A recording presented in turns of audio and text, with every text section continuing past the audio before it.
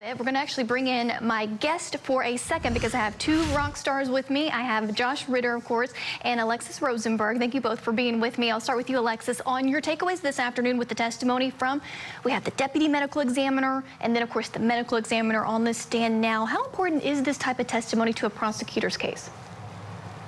Well, this is very important because they have to prove the cause of death and then be able to make the connections. I think this afternoon's testimony, though, the most startling would have to have been that email out of all the testimony, because like you had mentioned earlier about where she was in the, her vehicle was seen outside of where he was killed.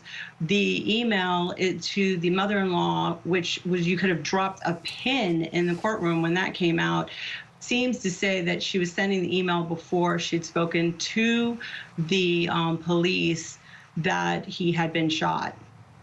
Yeah, that's a great point. I'll go to you, Josh, for your takeaways from the prosecution's case in chief so far.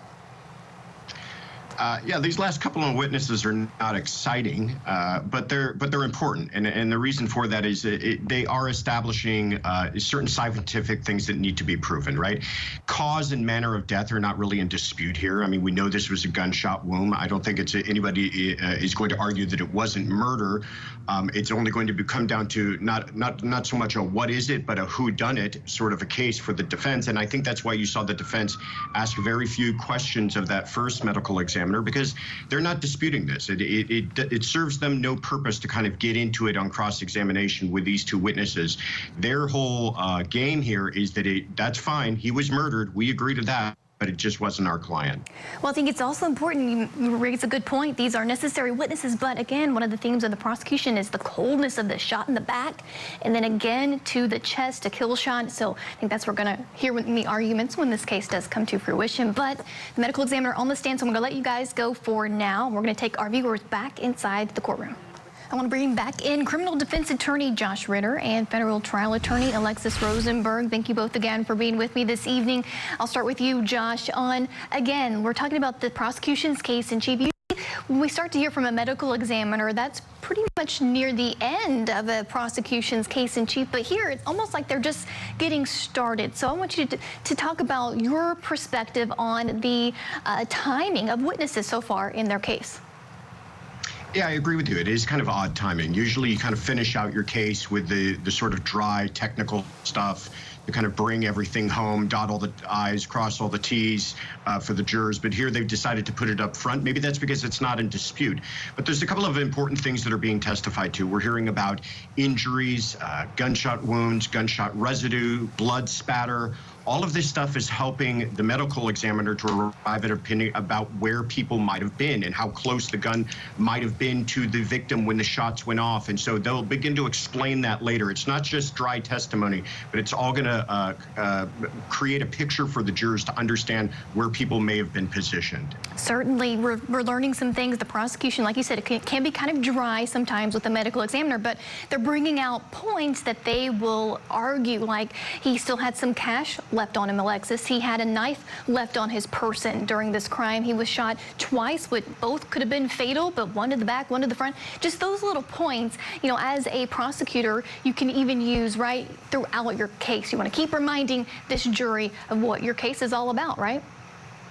Exactly. You want to keep reminding them that and like you said before, they're going to get more specific. This is very dry testimony, and sometimes front-ending it like this when it's dry so that you can have the jury really focus on the point. Like said earlier, you know, we're not really disputing that he was shot.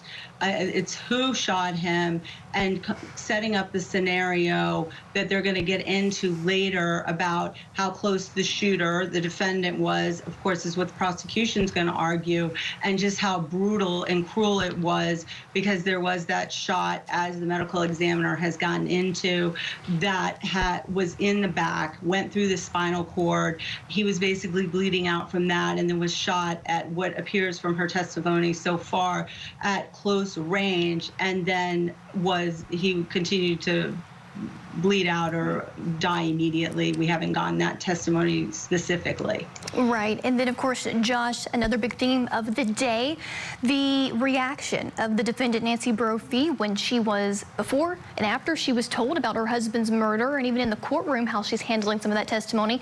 How do you think that has been elicited so far today through the witness of her ex-mother-in-law?